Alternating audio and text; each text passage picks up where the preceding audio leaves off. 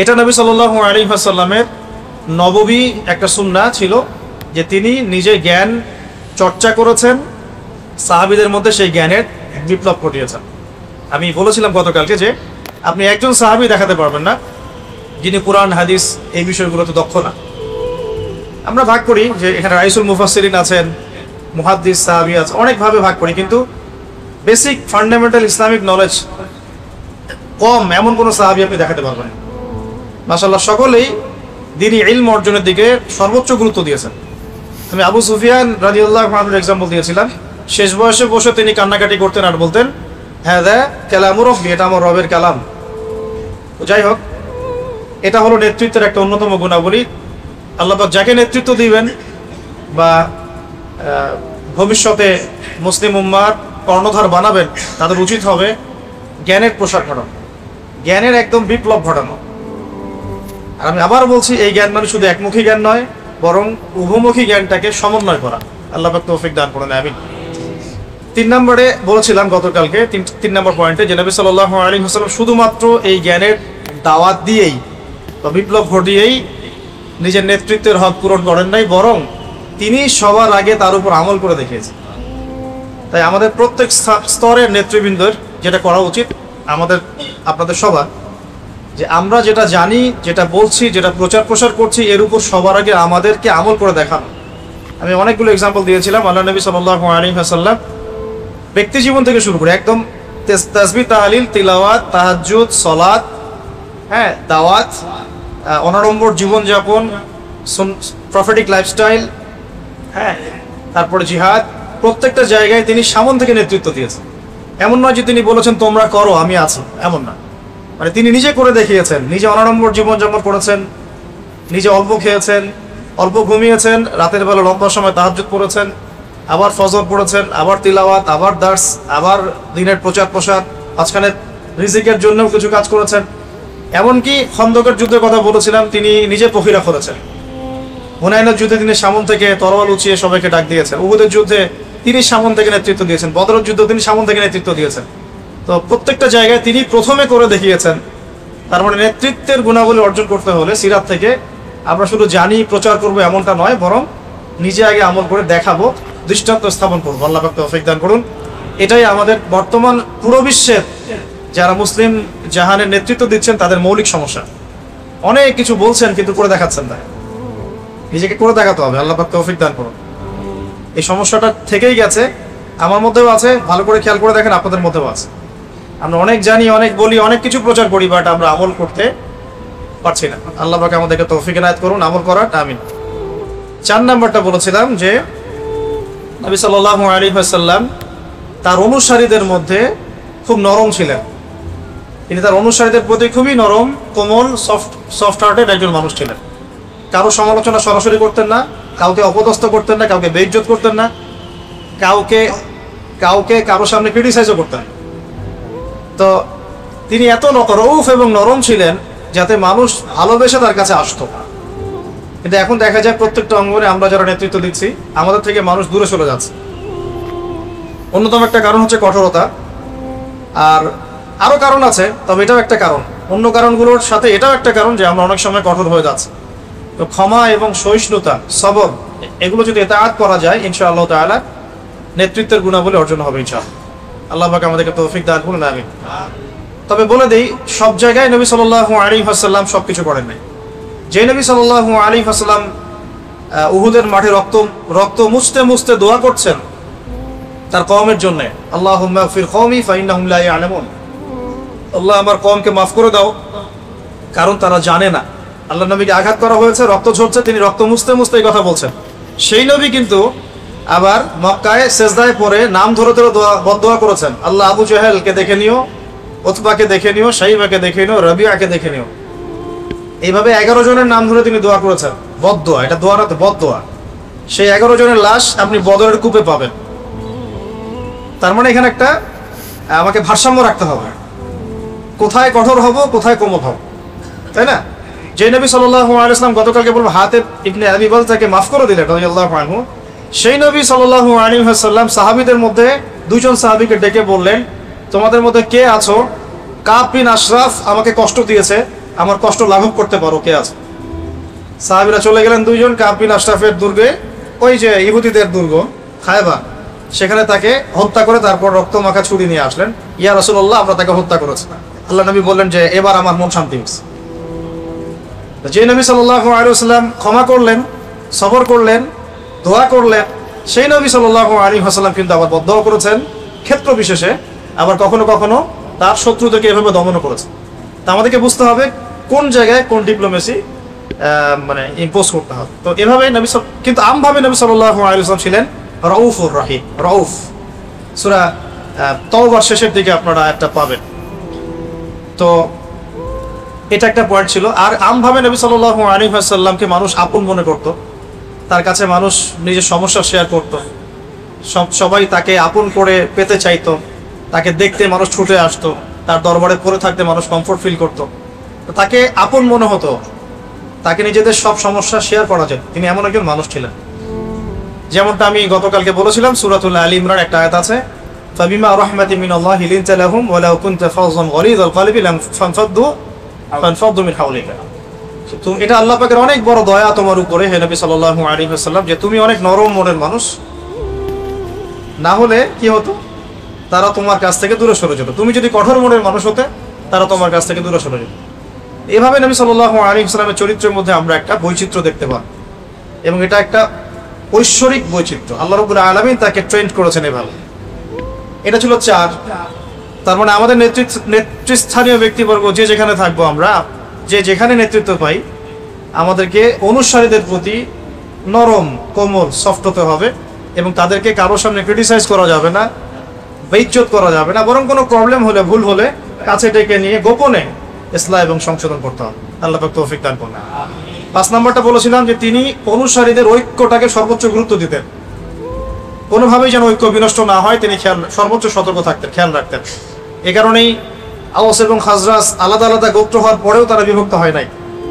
এই কারণেই মুহাজির এবং আনসার আলাদা মানে বৈশিষ্ট্যের হওয়া সত্ত্বেও তারা কিন্তু কখনো বিভক্ত হন নাই। একবার একটা ঝগড়া হয়েছিল বলেছি গতকালকে, তো নবী সাল্লাল্লাহু আলাইহি ওয়াসাল্লাম স্বয়ং সেখানে গিয়ে বলেছিলেন, আমি বেঁচে আছি তারপরে আমার সামনে তোমরা কিভাবে ঝগড়া করছো। তো তিনি অনুসারীদের ঐক্যের দিকে সর্বোচ্চ গুরুত্ব প্রদান করতেন।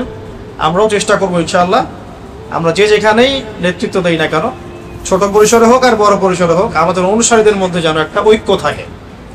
যে ঐক্যহীনতার কারণেই আজকে মুসলিম উম্মার আজকে এই অবস্থা আছে।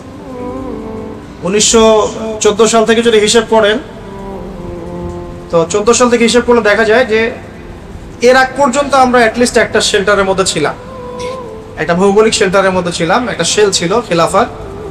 ফার্স্ট ওয়ার্ল্ড ওয়ার হওয়ার পর থেকে এটা ভেঙে গেল, এবং আস্তে একটা দুইটা হতে হতে প্রায় 52 কি 53টা আলাদা আলাদা মুসলিম রাষ্ট্র হয়ে গেল। এটা রাষ্ট্রীয় বিভক্তি হলো, তারপরে হলো রাষ্ট্রের মধ্যে আবার ঢুকে গেল ডেমোক্রেসি, সেকুলারিজম, কমিউনিজম, জাতীয়তাবাদ ইত্যাদি। তখন আবার আমরা পলিটিক্যালি বিভিন্ন দলে ভাগ হয়ে গেলাম। সবাই কিন্তু মুসলিম, সবাই কিন্তু মুসলিম, পলিটিক্যালি যারা আছে সবাই কিন্তু মুসলিম, তারপরে দেখেন এখানে অনেক ভাগ হয়ে গেল। করলো পশ্চিমারা, কারণ এই সবগুলো দর্শন ওদের থেকে আসছে। আবার ধর্মতাত্ত্বিক ক্ষেত্রে আমরা একটা মাযহাবের মধ্যে অনেকগুলো ভাগ হয়ে গেলাম। আবার যারা এখান থেকে বের হয়ে নতুন কিছু করার চেষ্টা করলেন না, আমরা চূড়ান্ত সহিহ, এটাই চূড়ান্ত যাদের বক্তব্য হয় আর কি। তবে এটা বলে রাখি যে এটাই চূড়ান্ত কথাটা বলা ঠিক না। আমাদের ওস্তাদরা বলেন যে আমরা সর্বোচ্চ বলতে পারি এটাও ঠিক, আমরা বলবো না কখনো এটাই ঠিক। কথা কি বুঝতে পারছেন? কোনো মাসালা সামনে আসলে আমরা অনেক শুনি অনলাইনে যে এটাই ঠিক, এটাই চূড়ান্ত। এভাবে কথা বলা অহংকারের বহিঃপ্রকাশ। বলতে হবে সর্বোচ্চ এটাও ঠিক, ওই ভাই যেটা করছে ওটাও ঠিক, আমি যেটা করছি এটাও ঠিক। বলতে পারবেন না আপনি যে এটাই ঠিক, তাহলে বিভক্তি হয়ে যাবে। এটাই ঠিক তাহলে ওটাকে ভুল, এই যে বিভক্ত হয়ে গেল। ধর্মতাত্ত্বিক ক্ষেত্রে আমরা যারা আবার চূড়ান্ত সহি দাবি করলাম, সেখানে আবার আমরা 10টা দল বানিয়ে ফেললাম। এই চলছে, সবার আলাদা আলাদা আমির, আলাদা মামুর, আলাদা ইমারা, আলাদা জামা, আলাদা বায়া। মাশা, এগুলো বোঝেন কিনা? আমির মানে নেতা, মামুর মানে অনুসারী, জামা মানে একটা ইউনিটি, ইমারা মানে তাদের একটা ইমারা, আরেকটা হচ্ছে কি বায়াত নিচ্ছি। দেখা যাচ্ছে সবাই আলাদা আলাদা করে আমরা বায়াত নিচ্ছি, আলাদা আমির, আলাদা ইমারা। এটা যদি দূর না করতে পারি তাহলে আমাদের সামনে ভবিষ্যৎ খারাপ আছে। ভবিষ্যৎ খারাপ, কত খারাপ হতে পারে এটা আমাদের কল্পনাতেও নাই।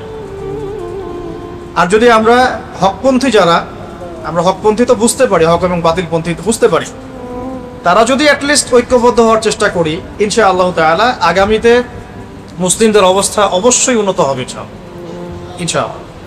আর যদি আমরা এখন সেই রকম প্ল্যাটফর্ম নাও পাই, অ্যাটলিস্ট ইয়াং জেনারেশনের উচিত বিভক্তি আরও বাড়িয়ে না দেওয়া, বরং নিজেদের জায়গা থেকে চেষ্টা করা, সর্বোচ্চ চেষ্টা করা, যাতে করে আমরা একটা ঐক্যবদ্ধ প্ল্যাটফর্ম ক্রিয়েট করতে পারি। আল্লাহ তৌফিক দান করুন। আমরা দোয়া করি আল্লাহ পাক আমাদের উপরে এমন নেতৃত্ব নিয়ে আসুন যারা এই বিষয়গুলোকে গুরুত্ব দিয়ে উম্মার ইসলাহ এবং সংশোধনে কাজ করবেন ইনশাআল্লাহ। আর আল্লাহ পাক কাকে কবুল করবেন আল্লাহ ভালো জানেন। আর নেতৃত্বটা এমন একটা বিষয় যেটা সবসময় ক্ষণস্থায়ী হয়, এটা সবসময় ক্ষণস্থায়ী, এটা কখনো দীর্ঘস্থায়ী হয় না। আল্লাহ পাক এর মধ্য দিয়ে মানুষকে পরীক্ষা করেন, সবচেয়ে বড় পরীক্ষা করেন নেতৃত্ব দিয়ে।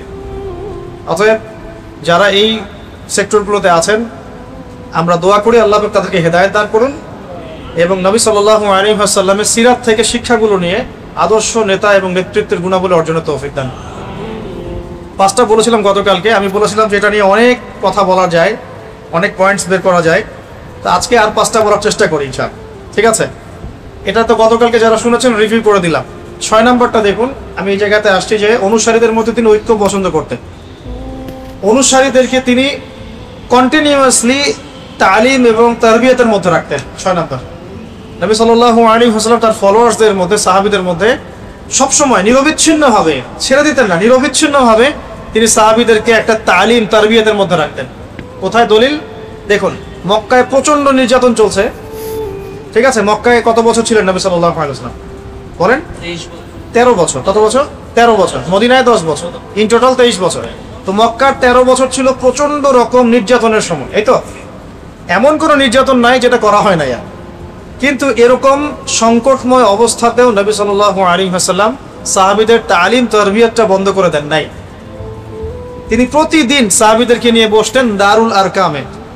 আমাদের মতো বছরে একটা মাহফিল না, মাসে একটা হালাকা না, প্রতিদিন কন্টিনিউয়াসলি। কোনো দিন তো 2-3 বেলাও বসা হয়, যখনই ওহী আসছে তখনই বসা হয়।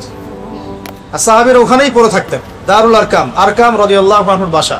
হয়তো যারা হজ করে আসছেন তারা আবার দেখেছেন, হয়তো দারুল আরকাম দেখেছেন। দারুল আরকামে নবী সাল্লাল্লাহু আলাইহি ওয়াসাল্লাম সাহাবীদেরকে নিয়ে বসতেন এবং কন্টিনিউয়াসলি দিনী তালিম, প্রশিক্ষণ, তারবিয়ত এগুলো দিতেন। তো এই জিনিসটা কিন্তু স্কুলওয়ালারা নিয়েছে, কলেজওয়ালারা নিয়েছে, ইউনিভার্সিটিওয়ালারা নিয়েছে। এই সিস্টেমটা থেকেই কিন্তু মাদ্রাসা ফর্ম করা হয়েছে, ঠিক আছে? কিন্তু আম জনগণ যারা, আমরা সাধারণ জনগণ, তারা কিন্তু কন্টিনিউয়াসলি তারবিয়ত পাচ্ছি না। এই জন্যে যেটা সবচেয়ে ভালো কাজ যেটা করেছে তাবলিগ জামাত, সেটা হলো এই তারবিয়াত। প্রত্যেক নামাজের বা প্রায় নামাজের পরে তালিম, এটা অনেক বড় খেদমত। এটাতে হয়েছে কি, যে আম জনসাধারণের মধ্যে একটা এই তারবিয়াত হয়েছে। প্রত্যেক নামাজের পরে বয়ান হাদিস থেকে কথা, এটা তারবিয়াত। অনেকে তো বোঝে না, না বুঝে সমালোচনা করে, কিন্তু প্রত্যেকটা ঘরানার মধ্যে এমন কিছু হিকমা প্রজ্ঞা আছে যেটা আমাদের বুঝের বাইরে। এগুলো যারা প্রণয়ন করেছেন এমনি করেন নাই, অনেক মোরাকাবা করে এগুলো প্রতিষ্ঠা করা হয়েছে। বুঝতে পারছেন? হয়তো অনেকে বুঝতে পারেন না, এটা নববী সুন্নাহ। নবী সাল্লাল্লাহু আলাইহি ওয়াসাল্লাম সাহাবীদেরকে কন্টিনিউয়াসলি তারবিয়ত দিতেন। একটা আয়াত নাজিল হতো, সাহাবীরা ওই আয়াতের উপর আমল না করে পরের আয়াত নিতেন না। মনে করেন একটা আয়াত নাজিল হয়েছে, ধরেন যে নামাজ সম্পর্কে বা ইত্যাদি, তো ওই আয়াতের উপরে সাহাবীরা আমল করে প্রতিষ্ঠিত না হওয়া পর্যন্ত নতুন দার্স নিতেন না, মানে নতুন দার্স পড়া নিতেন না। ওমর রাদিয়াল্লাহু আনহু বলছেন, সূরা বাকারা আয়াত্ত করতে আমার লেগেছে 12 বছর। কত বছর? তা আমরা তো 3 বছর 4 বছর হাফেজই হয়ে যাচ্ছি। এটা ঠিক আছে, হাফেজ তো হবেই 3-4 বছর, মাশাআল্লাহ, কিন্তু এরপরে পড়া ছেড়ে দেওয়া যাবে না। ওটার অর্থ বুঝতে হবে, গভীরে যেতে হবে। ওমর রাদিয়াল্লাহু আনহু তো অর্থ অবশ্যই বুঝতেন, আরবি বুঝতেন, এই জন্যে আয়াত 10টা-20টা করে শিখতেন, আমল করতেন, আবার নতুন আয়াতে। 6 নম্বর পয়েন্টে ছিলাম।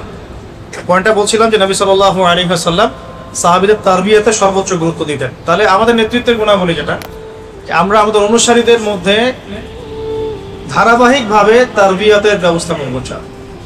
এই জন্য দেখবেন তালিম উদ্দিন চালু করা হয়েছে মারকাজুদ দাওয়া থেকে, তারপরে আপনার দিনিয়াত চালু করা হয়েছে উস্তাদের পক্ষ থেকে, একইভাবে মসজিদ ভিত্তিক তালিম চালু করা হয়েছে। হ্যাঁ, ফাজাইলে আমল থেকে পড়া হয়, মুনতাকাব হাদিস থেকে পড়া হয়। আরো আপনারা যদি আরো ভালো বই সাজেস্ট করতে পারেন সেটা থেকে পড়েন, সমস্যা তো কিছু নাই। রিয়াদুস সালিহিন থেকে পড়েন, মিশকাত থেকে পড়েন, যদি কেউ বুখারীর দার্স দিতে পারে তিনি বুখারীর দার্স দিবে, সমস্যা কি? এই দার্স কি সবাই দিতে পারবে? পারবেন। এই জন্য আমভাবে কিছু বই ফিক্স করা হয়েছে যেটাতে সবাই বুঝতে পারে।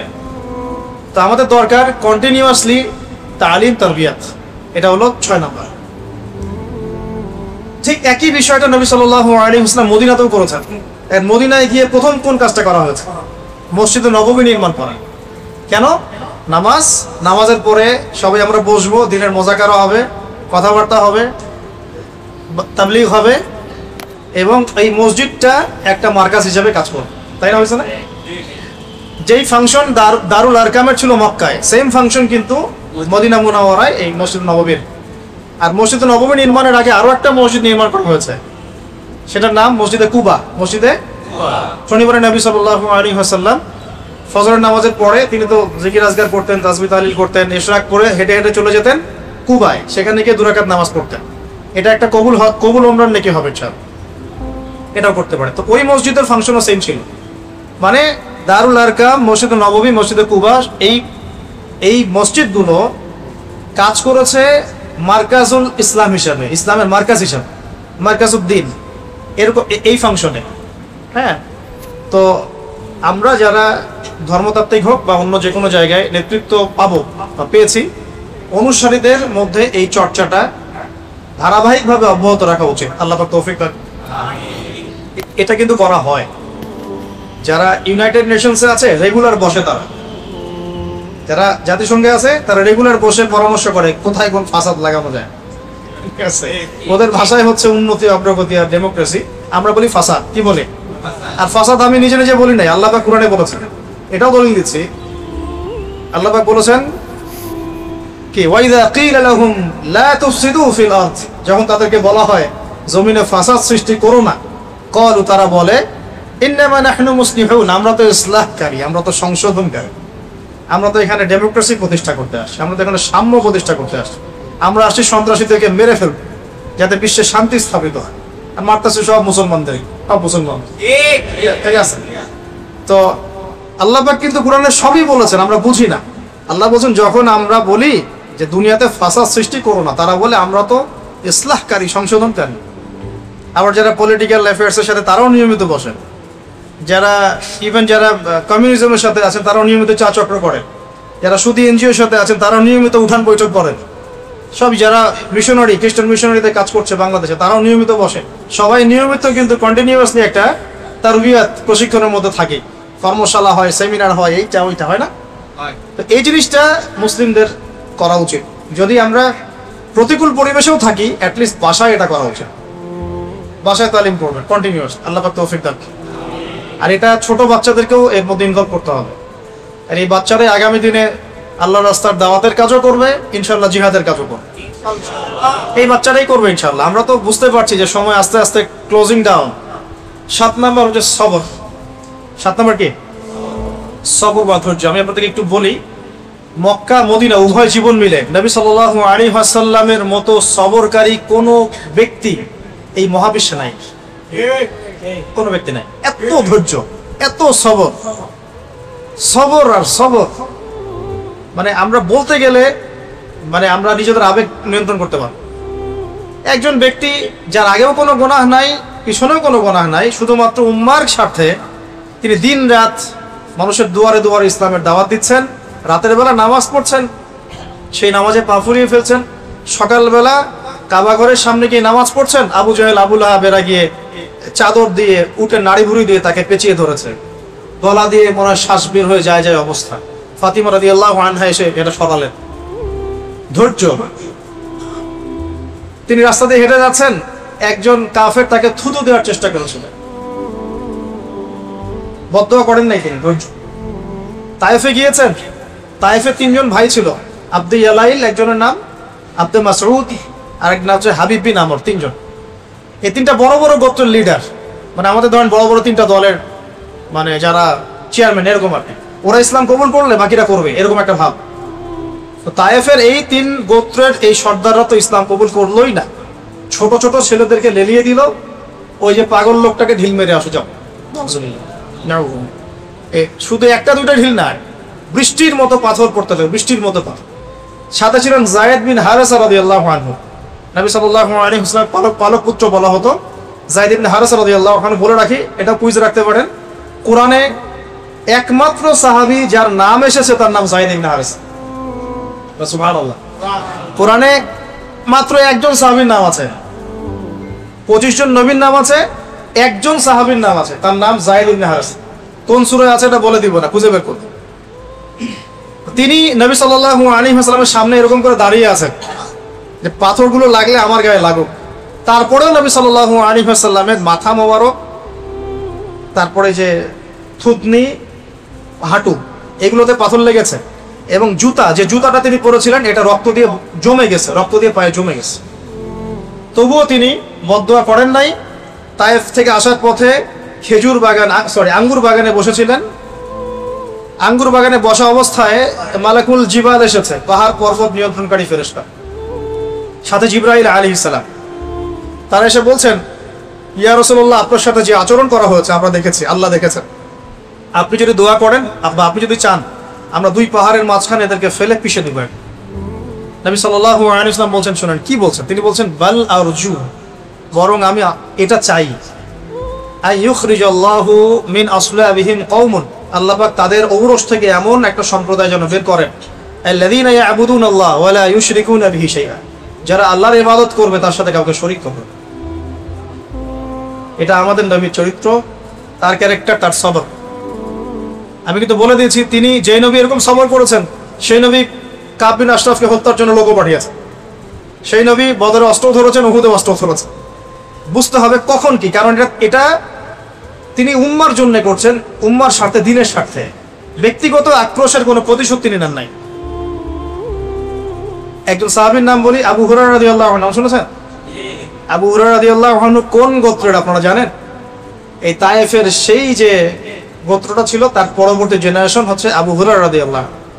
সেদিন যদি বদদোয়া করা হতো, হয়তো আজকে আপনি আবু হুরায়রা রাদিয়াল্লাহু আনহুকে পেতেন না। সুবহানাল্লাহ। সবর কি, নিজের চাচারা সারাদিন গালিগালাজ করে, খুব কষ্ট না? যে স্ত্রী, সন্তান, আশপাশের মানুষ যদি বিপথে চলে যায়, আপনাকে সাপোর্ট না করে, কষ্ট না এটা? এর চেয়ে বড় কষ্ট আর কি হতে পারে? চাচারা সারাদিন গালিগালাজ করে, মানুষ তাকে সারাদিন গালি দেয়, কেউ বলে মজনুন, পাগল, এই যে পাগল যাচ্ছে, আপনি মনে করেন রাস্তায় যাচ্ছেন, কেউ 4-5 থেকে লোকজন বলছে এই যে পাগল যায়, কেমন লাগবে আপনার শুনতে? যাচ্ছেন আপনি, কেউ বলছে এই যে মজনুন, এই যে সাহের, জাদুকর যাচ্ছে, এই যে কাযযাব, মহামিথ্যাবাদী যাচ্ছে, এই ফারিকুল জামাত বিভক্তকারী যাচ্ছে। এরকম প্রায় 15-16টা গালি তাকে খেতে হয়েছে। সবর করেছেন, ধৈর্য ধরেছেন, সবর। সাহাবীদেরকে অত্যাচার করা হচ্ছে তার সামনেই। অনেক সময় নিজে সবর করা যায় কিন্তু অন্যের কষ্ট দেখা যায় না। সাহাবীদেরকে তার সামনে মারা হচ্ছে, কাউকে ঝুলিয়ে, কাউকে ওই বালুর মধ্যে শুইয়ে, কাউকে পাথর চাপা দিয়ে, কত কি। সুমাইয়া রাদিয়াল্লাহু আনহাকে বর্ষা নিক্ষেপ করে হত্যা করা হলো। বেলাল ইবনে রাবাহকে মরুভূমিতে শুইয়ে নির্যাতন করা হচ্ছে। সুহাইব রুমিকে এমন আঘাত করা হচ্ছে চোখ নষ্ট হয়ে গেছে একটা। তারপরে উসমান বিন আফফানকে নিচে চাটাই দিয়ে ধোঁয়া দেওয়া হয়েছে। আবু বকর রাদিয়াল্লাহু আনহুকে পর্যন্ত জুতা দিয়ে আঘাত করা হয়েছে। কয়জন সাহাবী বাদ ছিলেন? কিছু কিছু সাহাবীকে আঘাত করার সাহস হতো না, তাদেরকে আঘাত করতো না তারা। যেমন হামজা রাদিয়াল্লাহু আনহু, ওমর ইবনুল খাত্তাব রাদিয়াল্লাহু আনহু। আঘাত করলে তো খবর আছে, 10 জন মিলাতে পারবে না তার সাথে। বাকি দুর্বলদের উপর অমানবিক নির্যাতন চলতো। নবী সাল্লাল্লাহু আলাইহি ওয়াসাল্লাম বলতেন, ইসবিরু, তোমরা সবর করো, ফাইন্না মাউইদাকুমুল জান্নাহ, তোমাদের জন্য অপেক্ষা করছে জান্নাত। নেতৃত্বের গুণাবলী, ধৈর্য, প্রচন্ড ধৈর্য, এবং অনুসারীদেরকেও ধৈর্যশীল হতে হবে। আল্লাহ পাক তৌফিক দান। আমরা কিন্তু অনুসারী হিসেবে ধৈর্যশীল না, জানেন? খুব অস্থির, মানে 1 মাসে কেন হচ্ছে না, 3 মাসে কেন হচ্ছে না, এত হচ্ছে, এত আন্দোলন হলো, এত কিছু হলো, কেন পরিবর্তন আসছে না? আমরা খুব অস্থির। আমাদের নবীজির 23 বছর লেগেছে, 23 বছর। নূহ আলাইহিস সালাম দাওয়াত দিয়েছেন 950 বছর, 950 বছর। আগেকার বনু ইসরাইলদের যে কওম, তারা এক একজন হায়াত পেয়েছে 500 বছর, 1000 বছর, 2000 বছর, 1500 বছর। আমরা অনেক অস্থির, আমাদের সবর কম। আল্লাহ পাক আমাদেরকে সবর দান করুন, আমিন। সবরের অনেক দৃষ্টান্ত আছে। তায়েফের, উহুদের তো জিতে যাচ্ছিলাম, নবী সাল্লাল্লাহু আলাইহি ওয়াসাল্লাম বলেছিলেন জাবালে রুমা থেকে তোমরা নামবে না নিচের দিকে, মনে আছে? কিন্তু 50 জন সাহাবী আল গনিমা বলে নেমে গিয়েছেন। এটা একটা ভুল ছিল, নেতার আদেশ অমান্য করা হয়েছে এখানে। বাস খালিদ বিন ওয়ালিদ রাদিয়াল্লাহু আনহু পিছন দিক থেকে এসে একদম ঘোড়সাওয়ার নিয়ে এসে দুই দিকে চাপে পিষ্ট হয়ে হয়তো বা কতক্ষণ হবে, 1 ঘন্টা 2 ঘন্টা, এর মধ্যেই 70 জন সাহাবী শহীদ হয়ে গেলেন। আল্লাহ নবীর সামনে সাহাবীর একের পর এক শহীদ হচ্ছে, একের পর এক। আমি নিজেও কিন্তু খুব দুর্বল মনের লোক। কেন বলছি, আমরা হয়তো গরু ছাগল এগুলো জবাই করতে পারি, সমস্যা হয়, কিন্তু কোনো মানুষের রক্ত দেখলে কিন্তু খারাপ লাগে। অনেকে নিতে পারে না, আমি নিতে পারি না। মানুষের রক্ত মানে রক্তাক্ত অবস্থা, এটা দেখতে কিন্তু একটা শক্ত কলিজার দরকার আছে। অনেকে নিতে পারে না, আপনি কিন্তু নিতে পারেন। তো একটু চিন্তা করেন, নবী সাল্লাল্লাহু আলাইহি ওয়াসাল্লামের পাশে তার প্রিয় মানুষরা এইভাবে একজন একজন করে শহীদ হচ্ছে। শেষের দিকে তার কাছে 9 জন মানুষ ছিল, 9 জন সাহাবী, একজন একজন করে শহীদ হতে লাগলেন, একজন একজন করে। ওই সময় সাদ বিন আবি ওয়াক্কাস রাদিয়াল্লাহু আনহু টিকে ছিলেন, আর তালহা বিন উবাইদুল্লাহ, এই দুজন, বাকি সব শেষ, সব শহীদ। আর তালহা রাদিয়াল্লাহু আনহুর গায়ে তখন 40 থেকে 50টা তরবারির আঘাত আছে। এটা সহ্য করার জন্য কত সবরের দরকার, কত মেন্টাল স্ট্রেংথের দরকার, তুমি ভাবতে হবে এগুলো আমাদের। কারণ আমরা কিন্তু সিরাত পড়ি কিন্তু অনুধাবন করতে পারি না। আমি ওই যে খুব অনুধাবন করে বোঝাতে পারছি, আমি দাবি করছি না, কিন্তু চেষ্টা করছি ব্যাপার। সাদ বিন আবি ওয়াক্কাস রাদিয়াল্লাহু তীর ছুটতে থাকলেন এবং তিনি খুব মারাত্মক তীরন্দাজ ছিলেন। হাদিসে আসছে যে তীরের মধ্যে বরকত আছে, ঘোড়ার মধ্যে বরকত আছে, এগুলো উঠে গেছে এখন। তো এই একমাত্র সাহাবী সাদ বিন আবি ওয়াক্কাস রাদিয়াল্লাহু আনহু, যার ব্যাপারে আমাদের নবীজি এই কথা বলেছেন, হে সাদ, তোমার উপর আমার পিতামাতা কুরবান হোক। সাদ বিন আবি ওয়াক্কাস রাদিয়াল্লাহু আনহু বীরত্ব দেখে নবী সাল্লাল্লাহু আলাইহি ওয়াসাল্লাম বলেছেন, হে সাদ, তোমার জন্য আমার পিতামাতা কুরবান হোক। কিন্তু সবসময় আমরা দেখি, সবসময় দেখি সাহাবীরা বলেন, ইয়া রাসূলুল্লাহ, আপনার জন্য আমার পিতামাতা কুরবান। তালহা রাদিয়াল্লাহু আনহু ওই অবস্থাতে আল্লাহর নবীকে ঘাড়ে নিয়ে উহুদ পাহাড়ের উপরে উঠেছেন, একটা সেফ জোনে নিয়ে গেছেন। সাহাবীরা আস্তে আস্তে উপরে উঠেছেন। সবর দেখেন, ধৈর্য, কত ধৈর্য ধরতে পারে একটা মানুষ। তাকে শুধু 14-15টা গালি দেওয়া হয়েছে তাই নয়, তাকে প্রায় 15 বার হত্যাও করার চেষ্টা করা হয়েছে। সবর দেখেন, ইস্তেকামা, সবর। তিনি শুয়ে আছেন একটা যুদ্ধে, রেস্ট নিচ্ছেন, তাঁবুর কাছাকাছি একটা মুশরিক চলে আসছে। তখন তরবারিটা ঝুলানো ছিল গাছের উপর। ওই তরবারিটা নিয়েই সেই মুশরিক এটা খুলে আল্লাহ নবী সাল্লাল্লাহু আলাইহি ওয়াসাল্লামকে তাক করে ধরে বলছে। ওই সময় তিনি ঘুম থেকে উঠে গেছেন। তখন নবী সাল্লাল্লাহু আলাইহি ওয়াসাল্লাম বলেছে, এবার আপনাকে কে বাঁচাবে? ঘুম থেকে চোখ খুলে উঠেই বলছেন, আল্লাহ বাঁচান, আল্লাহ বাঁচান। বলার সাথে সাথেই হাত থেকে তরবারি পড়ে গেছে এই বেচারা। আল্লাহ নবী এবার তরবারি উঠায় ওকে ধরে বলছেন, তোমাকে এবার কে বাঁচাবে? সবর, ইস্তেকামা। সিরাত পড়তে থাকেন, আমি বলে শেষ করতে পারবো, 24টা ক্লাস লাগবে এছাড়া। অনেক ঘটনা, সবরের অনেক ঘটনা। এই যে বখিরা খনন, আপনার এই আপনার খন্দকের যুদ্ধের আগে 4টাখানি কথা, প্রত্যেকের হাতে 10 হাত করে পড়েছে, বখিরা খনন করতে হবে। নবী সাল্লাল্লাহু আলাইহি ওয়াসাল্লামের পেটে খাবার নাই, পাথর বেঁধেছেন। এটা তো গেল আপনার খন্দকের কথা। এর আগেও মক্কাতে 3টা বছর নবী সাল্লাল্লাহু আলাইহি ওয়াসাল্লাম সাহাবীদের সবাইকে শিয়ারে আবু তলেব নামক জায়গায় বয়কটের জীবনযাপন করতে হচ্ছে। Boycott, sanction, boycott. মক্কার কেউ কথা বলবে না, কেউ লেনদেন করবে না, কেউ বেচাকেনা করবে না, কেউ খাবার দিবে না, কেউ বিয়ে শাদী করবে না, কিছুই করবে না। 3 দিন না, 3 মাস না, 3 বছর তারা এই সমাজ থেকে বয়কট অবস্থায় জীবনযাপন করেছে। ওই সময় সিরাতের কিতাবে আসছে অনেক সাহাবী গাছের ছাল পাতা খেয়ে বেঁচেছিলেন। গাছের ছাল পাতা, সবর। নবী সাল্লাল্লাহু আলাইহি ওয়াসাল্লামের এরকম কষ্টের মুহূর্তেও হঠাৎ তার চাচা আবু তলেবের ইন্তেকাল হয়ে গেল। একমাত্র শেল্টার বাকি ছিল মক্কায়, সেটাও নাই, শেষ। সবর। ঠিক তার কয়েকদিন পরেই তার প্রেমময় স্ত্রী, যেরকম স্ত্রী ঘরে থাকলে আসলে আর বাইরে 1000টা শত্রু থাকলেও কিছু না, এমন স্ত্রী ছিলেন যে বাইরে 1000 শত্রু থাক, ঘরে যদি একজন খাদিজা থাকে কিচ্ছু লাগে না। এটা পাওয়া এই যুগে খুব ডিফিকাল্ট, খুব ডিফিকাল্ট, সো ভেরি ডিফিকাল্ট। খুশ নসিবদের তাকদির এটা জুটবে। আমরা আপনাদেরকে রিকোয়েস্ট করি যে নিজেদের চরিত্রটাকে পবিত্র রাখেন, আল্লাহর কাছে বেশি বেশি দোয়া করতে থাকেন, ইনশাআল্লাহ আল্লাহ চাইলে মিলাই দেবেন। চাচা আবু তলেবের ইন্তেকাল হয়ে গেল, তার মাত্র কয়েকদিন পরেই খাদিজা রাদিয়াল্লাহু আনহা। এই সময় কি অবস্থা? মক্কার লোকজন গালি দিচ্ছে, হত্যার চেষ্টা করছে, বয়কট করছে, হ্যাঁ, শারীরিক নির্যাতন করছে, মানসিক নির্যাতন করছে, ইকোনমিক বয়কট করছে, সাহাবীদেরকে তার সামনে অত্যাচার করছে। তিনি সবরের একটা মূর্ত প্রতীক ছিলেন। মদিনায় গিয়েও তো আমি বললাম, উহুদে, বদরে খন্দকে, খাইবারে, হুদাইবিয়ায় কত সবর দিয়ে